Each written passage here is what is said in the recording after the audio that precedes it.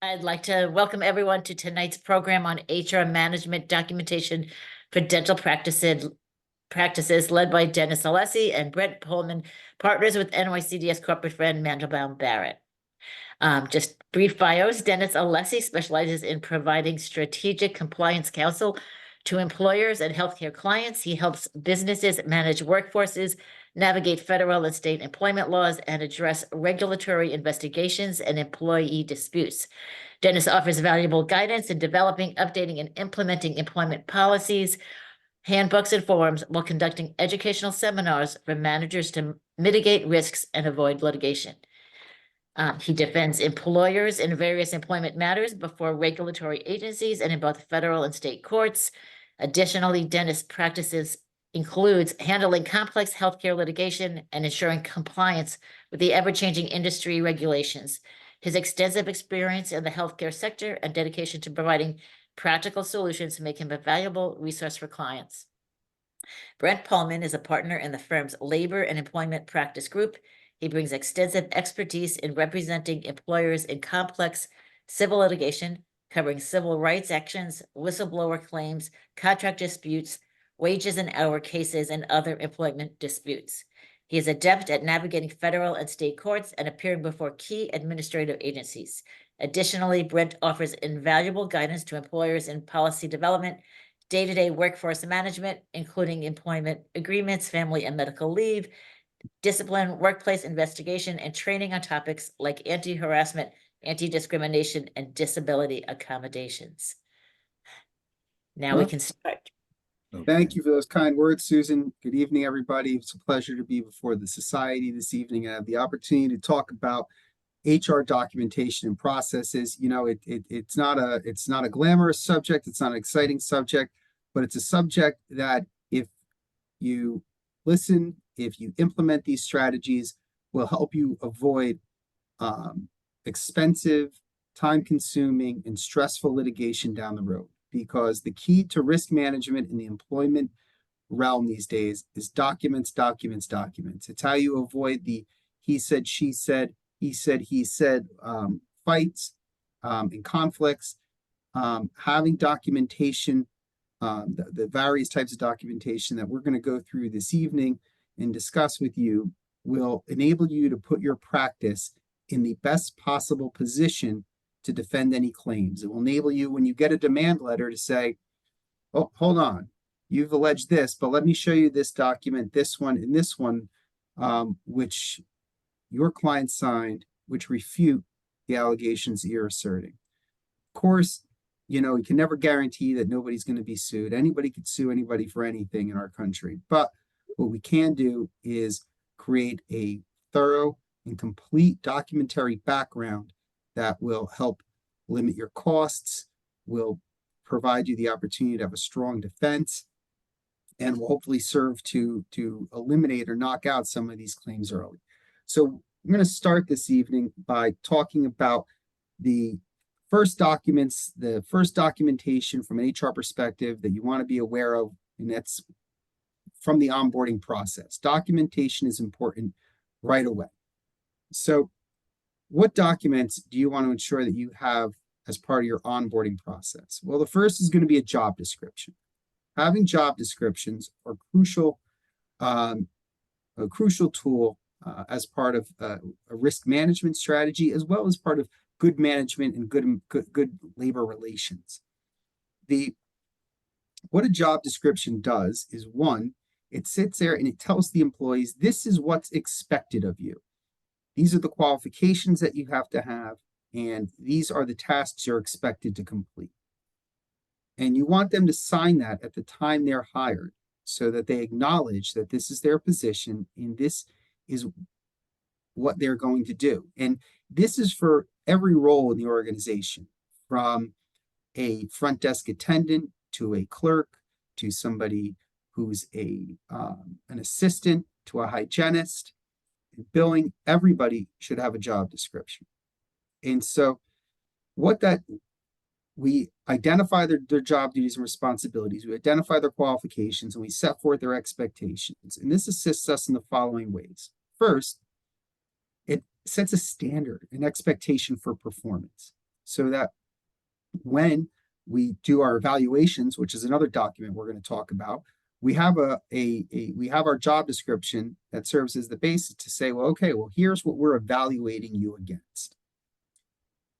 Second, the job description, by setting forth the essential job duties and responsibilities, if an employee comes to us with a disability, a request for an accommodation because of a disability, we have to be able to tell that employee, well, okay, here's your essential job duties and responsibilities. Because remember, our obligation under the law for an employee with a disability is to provide them a reasonable accommodation that still enables them to do their job duties and responsibilities, the essential ones. So how do we know what those essential job duties and responsibilities are if we haven't established that ahead of time? And so by having this job description that somebody signed, we pull it out of their personnel file, we sit down with them and they say, okay, you need to be able to do the following. You have to be able to stand up for your entire shift, and your doctor says you can't.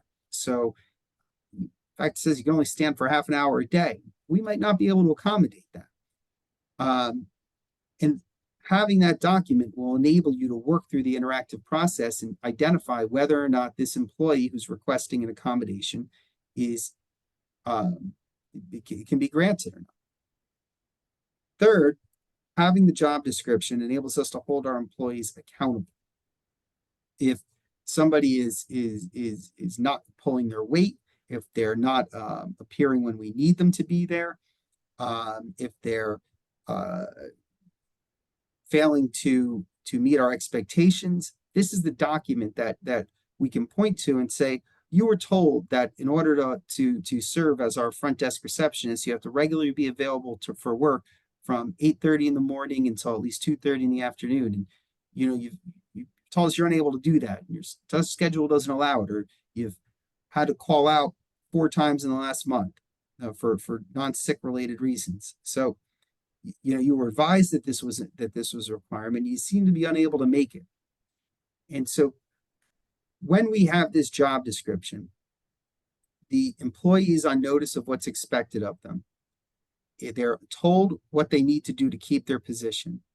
And we know what the essential duties are so that we can address all of these issues: performance evaluations, disability accommodations, and disciplinary matters.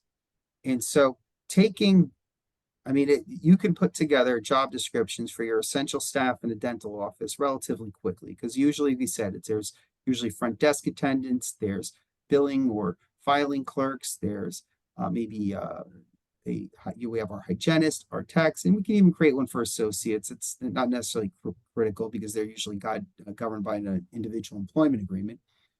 But taking the time to the hour and a half to create those documents and having the employee acknowledge it will save you a lot of headaches down the road and will enable you to address those 3 items we just discussed properly, which are disability accommodation, performance evaluation, and discipline. And so the next onboarding document I want to talk to you about is very specific to New York.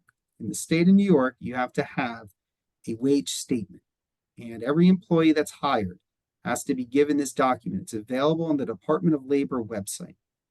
And this document sets forth who the employer is, it sets forth their position, and identifies how they're compensated. And every time we change an employee's compensation, even if it increases, we have to provide that employee with a new wage statement notification form. And New York has adopted statutes and regulations which create penalties against employers, which can be accumulated on a per diem basis if we don't comply with it. And there are attorneys out there who will look to bring claims and find out and investigate whether or not employers are at a particular practice are providing these wage statement information forms, and put that claim in there because they know it's a per se violation. If you don't provide the document, you're in breach of it. And they add that into what may be their other claims because now they know they've got a hook, and it enables them to keep their case going and have a basis for recovery So that may force us to try to settle other claims for more money than we would want to or need to. And so absolutely, before somebody begins working for you, you have to have them you have to fill out and provide to them a copy and put in their file the wage statement disclosure form. And it's available on the Department of Labor website. Yeah, but Other before, document. but Go ahead, before we Dennis. go further, let me chime in there on actually something that you should be doing before the employment application or the job description, and before you bring the person in to have an employment application, and that is the advertisement for the position. Also, very important with regard to the advertisement for the position, to the extent that there are specific requirements, particularly in the dental office. We get these calls all the time that, you know, and particularly in New York, you know, we're open on Saturdays, and I just hired this person, and now they tell me that for religious reasons they can't come in on Saturday, or for religious reasons I can't come in on Friday or Friday afternoon. We've had issues, you know, with people who are Jewish persuasion who have Saturday, people who are Muslim who have Friday. And so the problem that you run into, of course, is you can't, you know, discriminate obviously based on religion, and it's, you know, a complete no-no. So how do you deal with that? Well, the way you deal with that is if you have specific requirements for a position, is in the advertisement to say that the person applying for this position must be able to work, you know, late hours on several nights a week and every other Saturday or whatever it is. And so this way, what you're looking to do is to have people what we call self-select. In other words, someone will look at that and say, okay, I'm not going to be able to do this because of my religious observances. Also, another major problem that we have is, particularly for dental offices, is multiple employees going out at the same time on pregnancy leave, because, you know, most of the support staff, most of your business support staff and your clinical support staff are primarily women, and that hasn't really changed, although you have a few more men who are going into, you know, dental hygienists and whatnot, but it's still 99% women, at least based on our experience. So I always get owners like, I'm not hiring any more women of childbearing age. It's it. You know, I got 5 support staff and 2 of them are out on pregnancy leave already. And what am I supposed to do here with this? You know, I can't terminate them when they're out. And so I tell them, well, the way you deal with that is, you know, if someone comes in and you're interviewing them, or even before that with the application, is making the point that, you know, I need someone who's going to be able to work all these hours, and you know, late 2 nights a week, and are you going to be able to do that? Or you have a woman with children. You can't ask someone, well, what's your family? You know, you're married, you got kids, because if in fact you ask that question, then and they're not hired, then you can have the well, they didn't hire me because of my family status, or because I have children. So you can get around that in a legitimate way by making this point about, well, these are our requirements, and also talk about attendance. You know, we are a healthcare facility, and because we are, attendance is very important, and therefore we give our employees a very strict attendance policy. You know, a few absences or a few late or having to leave early for one reason, that's a basis for discipline, because we are healthcare. So when we talk about the personnel policy manual, which we'll get to, you want to have that issue dealt with, so that someone can say, well, you terminated me because because of my family status with kids. No, we terminated you because we're a healthcare facility. We need we have to be able to rely on our workforce. And here's this, we put it right in our application. I'm sorry, right in our advertisement. It was in the job description, and we addressed it in the interview process. And that's why we're letting you go. So, Brett, why don't you go ahead with the other documents, because then I want to talk a little bit about the actual process of the interview. So if you finish the documentation, then I'll talk a little bit about the interview process. Sure. That's okay. So there's a few other documents. We're just going to these aren't risk management, just things we want you to be aware of. You need to have your employees W-4. You want to have an I-9. We are seeing some additional enforcement with respect to I-9. Some of this is tied to the idea that they want to make sure everybody's on the books. So, because trust me, the state and federal government they're not concerned about, how undocumented employees in an office context are being treated. More so, they want to make sure that they're collecting tax revenue on every single dollar that's paid in compensation. So you want to make sure you've got your W-4, you want to have your I-9, and any other, if part of the onboarding, if you're hiring anybody who has a certificate or a license, make sure you've got photocopies of that and they're maintained in their file. For your associates, maintain at the time of hire. If the associate's providing the professional liability insurance, let's have copies of that and make sure it's in their file. And for the onboarding process, those are the key documents. As Dennis said, job posting, have the person sign it when they come in for the interview. Job description, have them sign it. And your New York wage statement form. And then the general government documents and related certifications and licensure documents.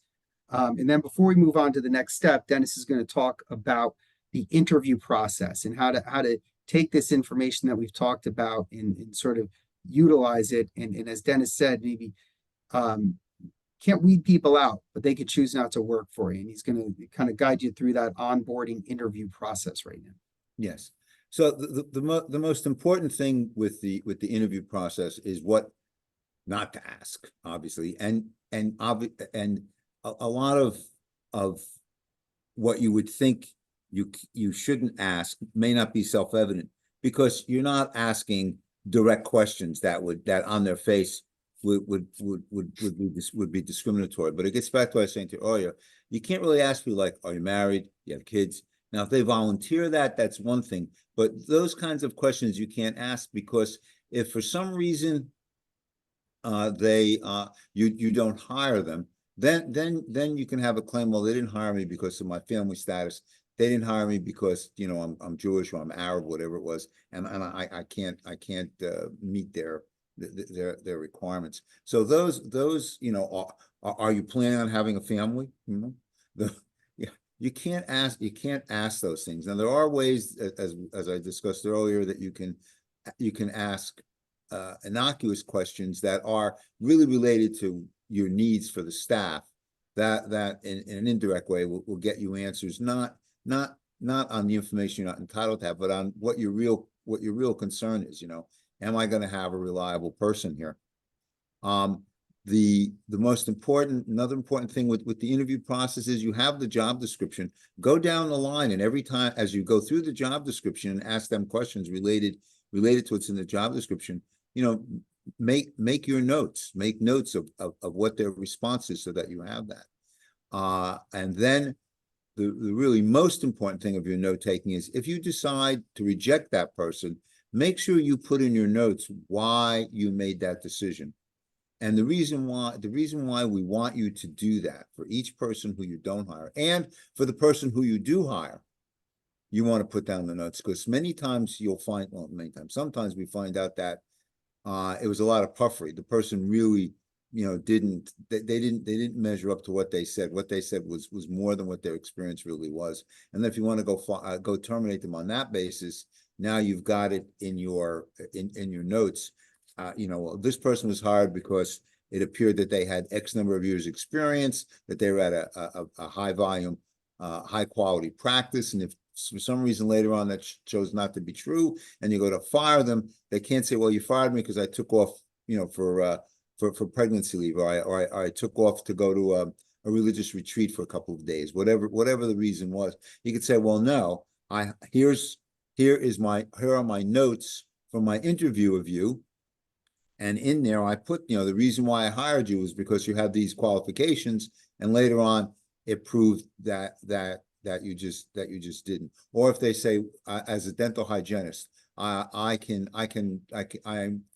I'm experienced with doing this procedure, that procedure, and whatnot. I have a broad scope of what I can do. When it turns out later on that they really don't, then, you know, you've got that in your notes. I hired this person because I understood from the interview that they had this level of experience and this level of scope of what they could do in their practice. Turned out later on that they couldn't. Then for people who you don't hire, put down why you didn't hire them. You know, why did you let this person go by?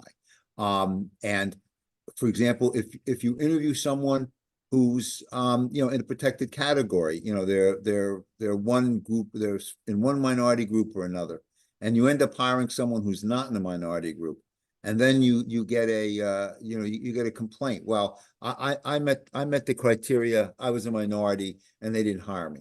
And that's all that a plaintiff has to say in a complaint. You know, I'm in a protected category, I met the minimum requirements for the position, and I didn't get it.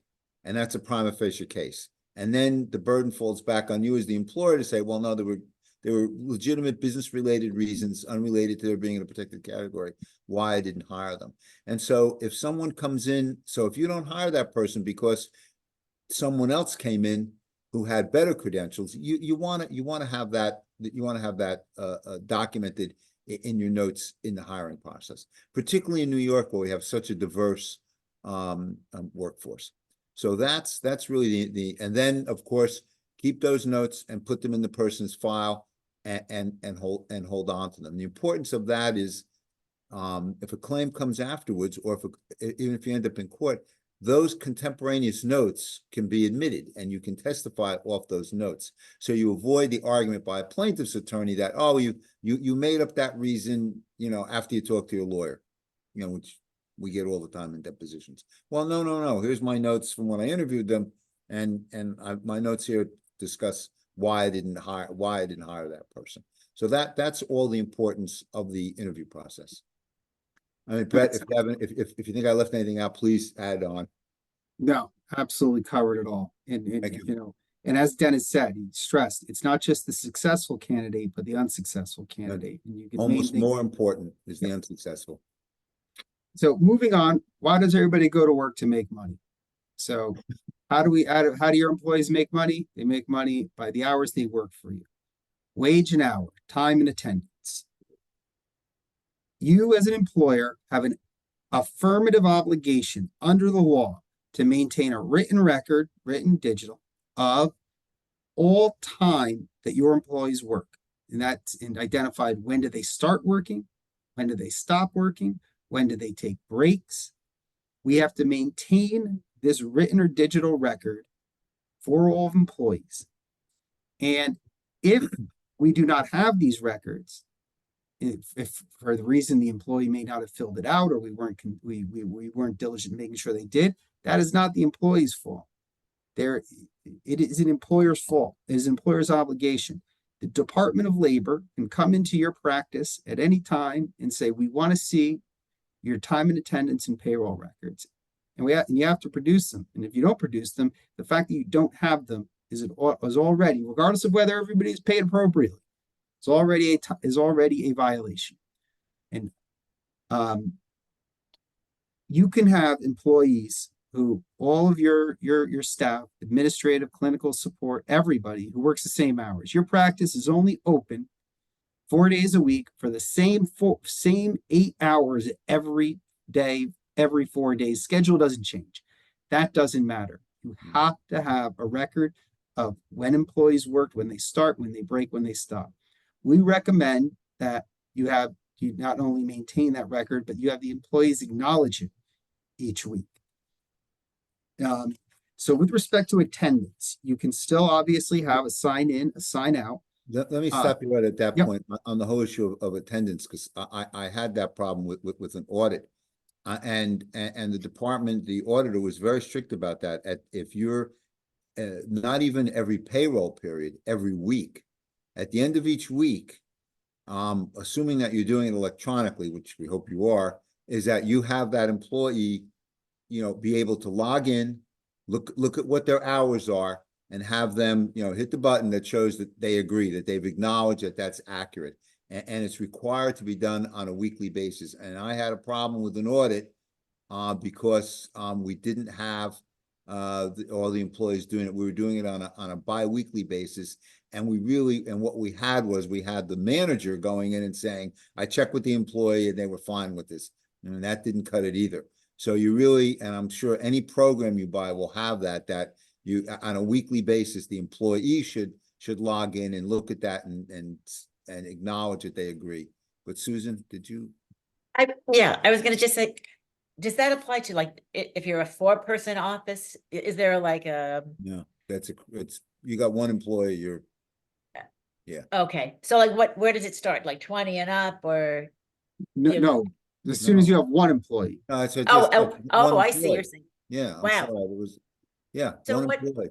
what percentage of offices do you think are complying with that requirement? I mean, because I've never had, in all my years, I've never had that requirement. Is it just like the really big firms? Yeah, I was surprised that was brought up as an issue. Now, ultimately, we didn't get fined on it, but I was surprised at that. And no, I've rarely seen compliance with that, quite frankly. I don't know. Okay. Experience Yeah. different. There's going to be increased compliance. So what I could tell you is, and that this is the form it's coming in, misclassification investigations. Right. So what we're seeing a lot of, we're not going to get into classification today, but at a high level, either you're exempt from overtime or you're not exempt, meaning either you have to be paid overtime or you don't. Right. Or you're an employee and you're not an employee as an independent contractor. So the government, both the federal, state government, New York, New Jersey, have been emphasizing this, that there is increased enforcement on misclassification. And so when they're investigating that, one of the things that come up are review of time and attendance records and making sure there's accurate hours. Now, one of the things Dennis raised was he had an issue in New York where they said, hey, you're not doing this every week, you're doing it bi-weekly. And the reason that's a problem in New York is because New York has a law that says that if you're considered somebody who engages in labor, you have to be paid every week. And so we have to track your hours every week. And New York's definition of the word labor is the broadest definition that you have seen. Dennis and I had a case with it where we couldn't believe how they applied it. And so you have to be aware that your employees need to be paid. When they get paid, they got to be paid every week, most of them. And you need to be tracking, you have to be tracking that time and having to sign off. And if you use if you use like an application or some digital platform, I'm going to give you just a little advice. I would download and save those records as well. Because an issue that I'm dealing with right now on a long-term audit is that my client has for the last few years utilized ADP. Before that, they were using like an online app thing that was offered this service. And now that we're going back, we need to gather the records. They weren't downloading and saving them as their own business records, rather relying on this company. We're having difficulty getting it from this online company that's not, they're not ADP or Paychecks. And so if you are going to utilize an online resource, an application, I would highly recommend that you download that data regularly and maintain it yourself, in addition to it being maintained by the company. It's remarkable, right? Just how unaware I think most people are about these requirements. Yeah, And up until COVID, go ahead. So just up until COVID, the violations of the weekly requirement, it was very rare because before then it was only enforceable by the Department of Labor. But in late 2019, it might have been very early 2020, the state of New York amended the statute, which now created a private right of action, meaning that individuals and attorneys could pursue it on their own as opposed to the Department of Labor. And that's another reason, Dennis and I are starting to see more of this. Eye-opening. Thank you. Sorry, I didn't mean to interrupt, but I just was so surprised by all of that. Dennis? No, you covered the whole idea that what we see is law firms going out and actually talking and finding out, are you paid bi-weekly or not? And then and bringing a claim, and the penalties can be substantial, because the way the penalty is calculated is how many days late you were. So if you, I'm trying to remember the specifics of it, but if you have a 7-day pay period, you must pay them within so many days, like within, I forget what it was, 2 or 3 days. So then if you have a 2-week pay period, and then you pay within a few days after that, now you're like 7 days late from when you were supposed to pay them on a weekly basis. And so all of a sudden, the penalties and the interest really starts to add up very quickly, even if you've only got just a few employees. And there's also, trying to remember now, Brent, is there fee shifting on Yes, that? there is. Yeah, Yeah. I think so. I thought so. Yeah. Yeah, there's also fee shifting. So the plaintiffs' lawyers love that because they're gonna get their fees paid by you at the same time. And they do troll. These law firms troll for people. You know, they'll put out ads, you know, are asking people, you know, are you paid on a biweekly basis in New York? Do you work in New York? So you really have to be careful with that and work with your whoever your vendor is for payroll. And not that we have any, I don't think Brent does, I know I don't, we have no stock in ADP or Paychex, but one of those companies, I was on the phone yesterday with Paychex for an hour and 15 minutes, and I couldn't believe how up to date and up to speed they were on every little aspect of what we were doing. In a rather complicated situation of putting together several different payrolls, dealing with worker comp, health insurance issues, and everything else. So it's really worth the money to hire a competent company to help with all that because of the regulatory climate and the enhanced enforceability. So moving on from time and attendance and payroll, we're going to talk about, you know, sort of the operation of the practice and documents for there. And the first thing we'll talk about is an employee handbook or policy manual. Now, I can't tell you, and I feel like it's become less and less over the years, but there's so many times you hear from employers, oh, I'm a small employer, what do I need a handbook for? Or I don't want a handbook because then I'm going to have to abide by it and it's going to create all these rules. An employee handbook is a key risk management tool that every practice, if you have 2 employees, 5 employees, or 10 employees, should have in place. You know, Dennis is really an expert in this area and has probably written what I consider to be one of the most thorough and useful employee handbooks for dental practices that's out there, because it's really tailored to the dental practice needs and really anticipates and addresses the issues that they are confronted with by their labor force. And he'll be able, you know, he'll provide you some real good insight into what you should be focused on and what's important for you as a practice. But the areas you always want to address in an employee handbook are employee benefits. What are your benefits? Employee rights, meaning essentially we're an equal opportunity workforce. We don't permit discrimination, and you provide the thorough process for how employees go about those complaints, the process for dealing with disability issues, process for dealing with accommodations. That's our employee rights section, any leaves that may be available. And then finally, you want to have your standards of conduct, sort of what's expected of you. From what do you wear, what time do you get there, what do you do in your report, to where can you park. In the city, that's not much of an issue, but if you're outside, or certainly if you have practice somewhere else, it can come up. Everything. And this helps create an expectation, a standard by which employees have to comply with. And I'll let Dennis kind of walk you through what his keys and his focuses for dental practices in this area. Because like I said, he's probably written the most thorough and comprehensive employee handbook for focusing on dental practices. Yeah, just a couple of areas. First of all, keep in mind that yours, I tell everybody, your personnel policy manual is your shield from a discrimination claim. I didn't fire you because, you know, you're in this protected category or this or that or whatever.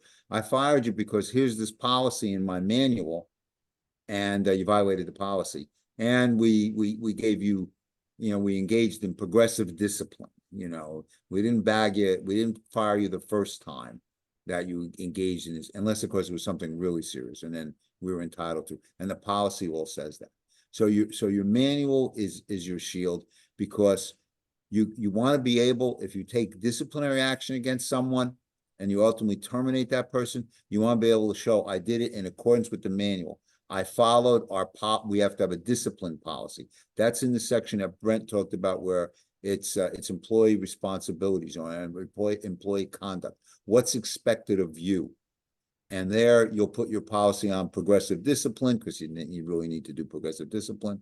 But it always says though, but if you do something really bad, we can let you go the very first time. And then you want to be sure that you follow that policy. And it's true what Brett said. We allowed to, I got 3 employees. I'm not going to bother with all that. Really? But then if you don't, and someone brings a claim against you, you have no defense. So it's important not just to have the policy in place. I always tell them, well, when they get the lawyer letter from the the former employee, you terminated me because of this. I go, well, where's your manual? He said, well, it's up on the shelf there somewhere. I was like, oh, yeah. Nobody, we had some lawyer do it 5 years, 10 years ago, and it's been sitting there. No, it's got to be a living document. You've got to make sure that you comply with it.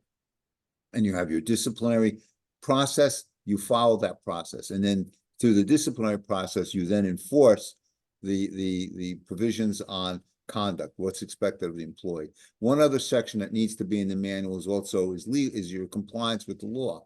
What are we our compliance with the laws on discrimination of employment, our compliance with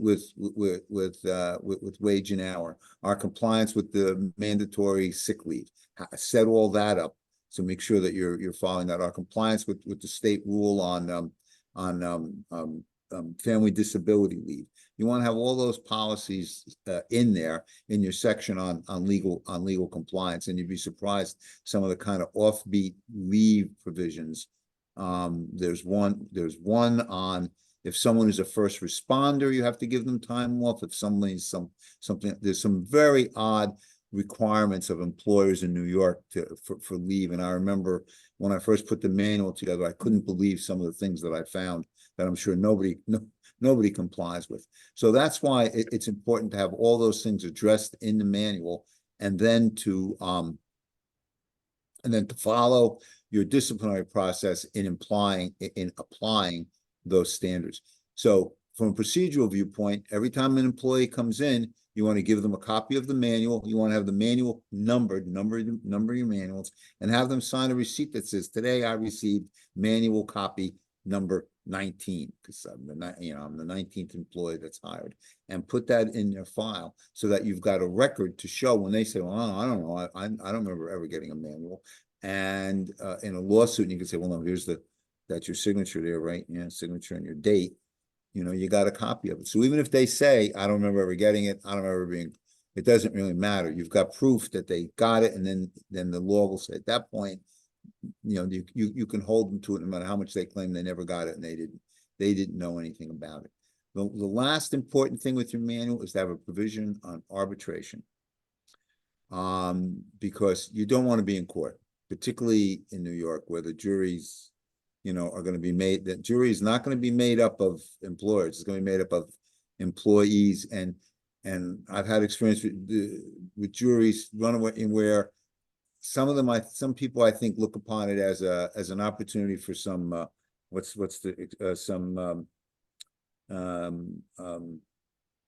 income redistribution. I think that's the right term. They look upon it as income redistribution, and so the jury awards just get kind of nuts. So you want to have a provision for arbitration. Now that's always being whittled away at. There's a statute in New Jersey. I don't remember if there's one in New York that said you can't have arbitration in an employment setting. I would put it in there anyway because there's a federal statute, the Federal Arbitration Act, which takes precedent over any state law, and that law provides for arbitration. And so even if someone would argue that, well, under the state law, under state court decisions, you can't force me to arbitrate an employment discrimination dispute, the argument is there, well, no, under the federal statute, I'm allowed to, in the federal statute, at least for now. We don't know what's going to happen over the next few years with the current Supreme Court, the U.S. Supreme Court, of course. But right for now, the federal law takes precedent. One caveat to that is that the federal statute was amended so that claims of employment discrimination, sexual harassment cannot be arbitrated. You cannot force someone to arbitrate a sexual harassment claim. but, it's still important to have that arbitration provision. You'll save a significant amount of time and money through arbitration. It moves at light speed compared to the way the courts are moving. Particularly New York. I have a case. Yeah. We filed the case in April of 2011. We have not gone to trial yet because the defendants, their whole idea is let's hold it off until I retire and then you can't do anything to me. So so every time the judge makes a decision, they take an appeal and we're done for another 8 or 9, 10 months. And it goes back down, another decision, another appeal. So yeah, you don't want to be, in, and all your business is all tied up while that's going on, because you don't know, what's going to happen. Now, on that note, everyone needs to have employment liability insurance, EPLI, employment practices liability insurance. I'd like to have a show of hands as to how many people actually have that. How many people know what it is? How many people have that insurance? Can we get a show of hands? No. Okay. But you want to explain what that is and why it's important to have it, please? Employment practices liability insurance is key for any small employer. A lot of employers, Dennis and I talk to, will sit there and say, I'm small, I don't need it. It's like with the handbook. That's for big companies. It is not, because big companies can absorb the costs associated with defense of litigation and paying out a settlement and potential judgment.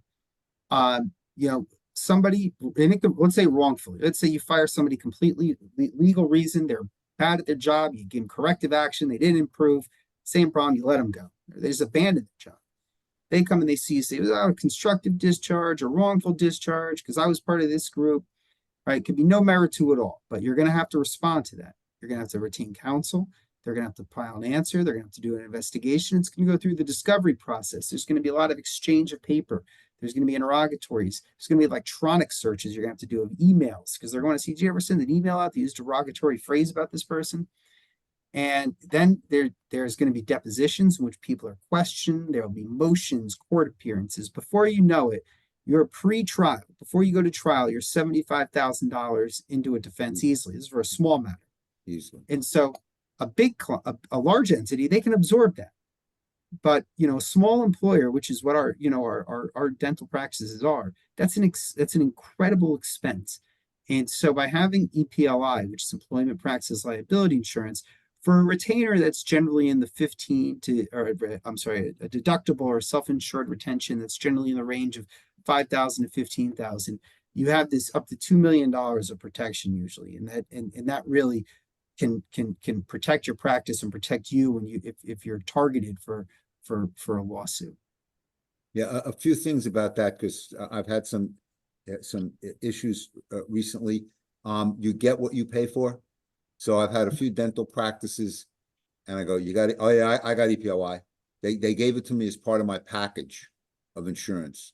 Okay, so let me look at it. I look at it. It's $100,000 worth of coverage, and they're usually what's called a wasting policy, meaning that $100,000 doesn't go just towards whatever claim is brought. It also goes to pay your attorney. So Brett said, you before you even get to trial, you're into $75,000-$100,000 worth of attorney's fees easily in New York, particularly the hourly rates that are now charged by attorneys in the city because of the inflation of rates by lawyers. By the time you got to trial, you've got zero coverage for any liability for jury fines that in fact they believe the employee that they were discriminated against. So don't take the policy that's thrown in as a package. Really look at that. As Brent said, you want to have in New York, you want to have $2 million worth of coverage. Second thing is, it's very important to look at the policy and to see how much coverage you have, and not to market ourselves for work, but have any employment lawyer look at the policy, because I had a case a number of years ago, and the dentist, she claimed age discrimination, a whole bunch of claims, all kinds of things, harassment, intentional infliction of emotional distress, all kinds of things. And this was a high profile dentist. I forget what show she was, but she was a a media star kind of dentist. And we looked at the policy, and the policy only covered claims by employees of discrimination in the practice. There's multiple different kinds of coverage. It's one employee claiming discrimination, harassment against another employee or the owner. It's the employee claiming discrimination or harassment by a third person who comes into the office, a vendor or an employee or a patient. Or it's a patient claiming that they were harassed by one of your employees. So you've got to make sure that you have coverage that covers all those different kinds of situations. A lot of practices will simply have the standard coverage. You're covered if your employee claims that they were harassed or discriminated against by you as the employer or another employee. Well, that's not going to cover you if a patient claims that they were discriminated against or that they were harassed by a patient, or a patient claims that they were discriminated against or harassed by one of your employees. So you have to be careful to look at the policy. Obviously, the premium is more, but given the current climate today, everyone has a, I can't use the expression I would normally use, you know, everyone has a very thin skin. Let me say it that way. So you gotta be careful when you go to buy the policy. So the last item we want to talk about today on our little time remaining here for documentation is our disciplinary related documents. Again, if you're a small practice, you say, what do I have 3-4 employees? You need to have disciplinary documents and these are forms that when somebody's late, if they're argumentative with their coworkers, which is a big problem sometimes in our practices. If they call out too much, if they're rude to a patient, if they don't follow a task, that it's documented. And again, every time you don't have to suspend somebody or punish them every time they violate a policy, but you want to have that documented because those little things could add up. And if you haven't been documenting them along the way, then it can appear as though it's pretextual, or you're making it up, or you're making a bigger deal out of it. And so it's important that there be a form that can just regularly be filled out, filed, so that you have this, so that when these things, if after 6, 8, 12 weeks, we've got somebody who they don't do the same thing over and over again, but they keep doing something else different that's causing a problem, is disrupting the office, you want to have that documented so that you can take action. And another thing to think about doing is if you have an interaction with a staff member or team member that's negative, whether they were unprofessional, they didn't follow direction, they didn't follow procedure with respect to cleanliness, hygiene, safety, immediately sending an email even to yourself that can later be put into a file is something that we can all do in this day and age with having our phones on us at all times, and then creates a contemporaneous documentation, memorialization of what occurred at that time. So like as Dennis said, if you're getting deposed or you're sending a response 9 months later to a lawyer letter, you have contemporaneous materials that you're able to turn to and state exactly what had occurred. Let me add one point to that though, is but you got to copy the employee on. I can't tell you how many times I said, well, oh yeah, no, I document, and then you look and well, where'd you send it to the employee? Well, no, I didn't. Well, no, you gotta copy it to the, and that's where I you know, a lot of dentists, I love dentists, but you know, a lot of dentists are don't like controversy, don't like Conflict. They don't like conflict, right? Confrontations. Right, confrontation. And so, no, I understand. Well, if you didn't send them a copy of it, it's really kind of like it's like useless in terms of as a defense. So you really have to copy them on it. Now, I'll tell you, I cannot tell you how many times, and just recently again, an employee goes out on maternity leave. Okay, on maternity leave, all right. And then you can't believe how the atmosphere in the entire office has changed. This person is poison in the office. She aggravates everybody. Everybody loves to come to work now. She's not here. I don't want her back. Okay. So and I'm telling you, that scenario, if I say that in the last 5 years, I've had that scenario more than once a year, twice a year. Yeah, it's a common scenario. They're actually disruptive. They're this, they're that, they're rude. They upset the other staff. They're gone. The staff is a bunch of happy campers. They do not want her back. Okay, and she's out on pregnancy leave. Then, okay, what did you well, no, I don't have any documentation of doing like that. Oh, okay. So what are we gonna do with that? Well, well, just let me finish, and because we're just about the end of it, and we will take questions. There, in that situation, what we ended up doing, because we ended up interviewing the staff, all other women, all women, many of whom had children while they were all there forever. Nobody had ever left, and they had their kids.